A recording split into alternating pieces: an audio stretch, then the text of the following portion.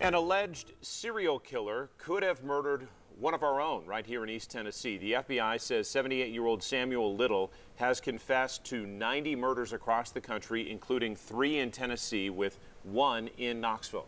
Now, we don't know for sure if the killer's claims are true, and we don't know yet the name of the victim reported missing here in Knoxville, killed in Knoxville. But 10 News reporter Stephanie Haynes tells us that's something investigators are working to find out. Stephanie. Absolutely, Robin and John. The Knox County Sheriff's Office is working to confirm the case and identify the next of kin. So at this point, all we know is that this case is more than 40 years old. An alleged serial killer might have struck right here in East Tennessee. According to the FBI, Samuel Little has confessed to dozens of murders across several states. Investigators say more than 30 of those have been confirmed, but the rest are still a mystery, including one right here in Knox County.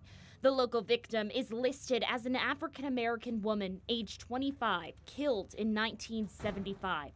The Knox County Sheriff's Office tells us it is working on the case. And according to Todd Matthews, this Jane Doe isn't listed in NamUs. You know, I'm hoping that just this coverage of the serial killer will identify these people. But he says news of Little is an opportunity to try to help identify people who may have been forgotten. He might have confessed to a lot of things, but now here are the victims that are still victims. Their families are still victims until we can return them to their families. That's the big deal. There is a chance Little is exaggerating, as the majority of his claims remain unconfirmed. But Matthews remains steadfast that every victim must be identified. Until we identify all of those people and get them back to where they belong, it's not over. This event's still happening.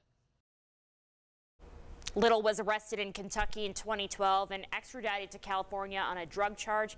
That's where investigators used DNA to link him to 3 murders in the late 80s. He was convicted in 2014 and serving 3 life sentences. Robin and John. Stephanie Haynes on the story. Thank you.